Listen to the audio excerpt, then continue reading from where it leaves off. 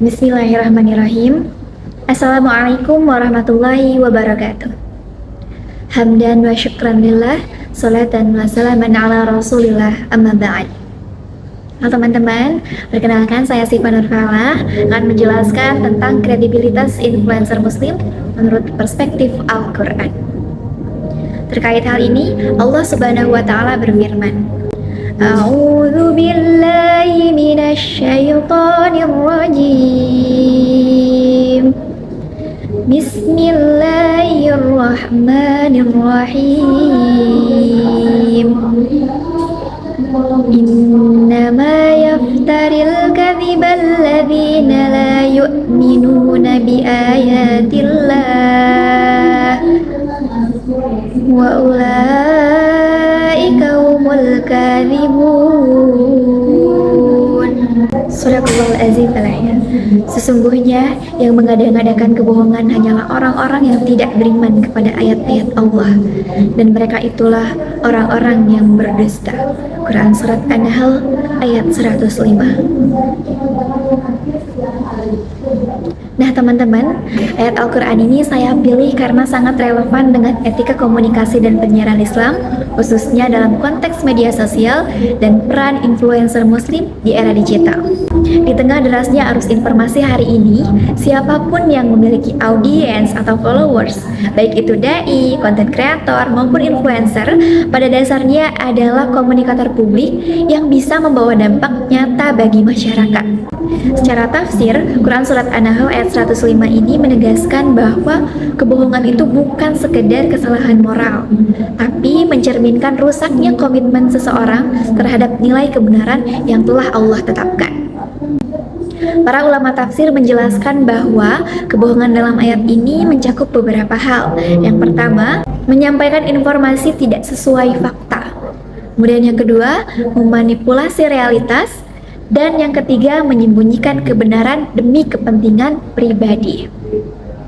Nah, dalam perspektif komunikasi Islam, ayat ini menjadi dasar bahwa setiap pesan yang disampaikan harus berlandaskan kejujuran dan amanah.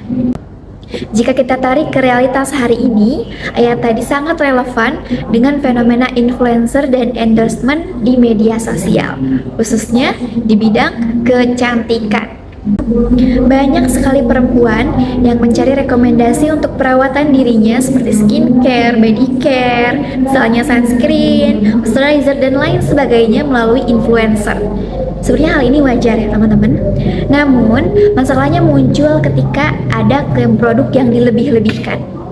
Ada efek samping yang tidak disampaikan oleh si influencer ini, atau konten yang dibuat hanya demi viralitas dan keuntungan saja.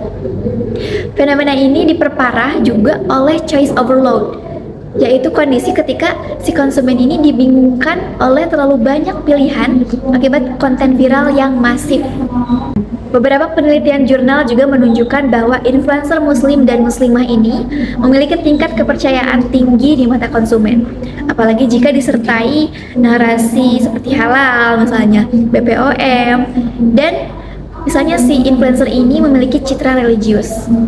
Namun, jika kepercayaan ini disalahgunakan, maka praktik tersebut berpotensi menjadi tadlis atau penipuan. Rasulullah Shallallahu Alaihi Wasallam bersabda, "Barang siapa menipu, maka ia bukan dari golonganku." Hadis riwayat Bukhari Muslim. Hadis ini menunjukkan bahwa kejujuran adalah identitas utama dari seorang muslim, termasuk dalam praktik komunikasi digital.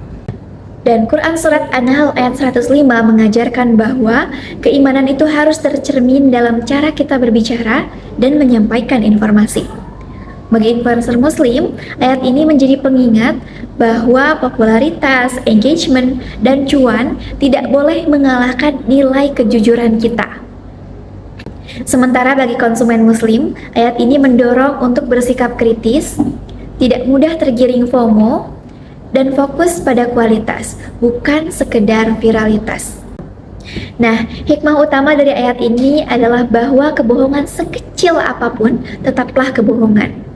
Dan setiap ucapan kita itu pasti akan dimintai pertanggungjawaban. Dalam Islam, komunikasi bukan hanya soal efektif atau menarik, tapi juga soal amanah dan kejujuran.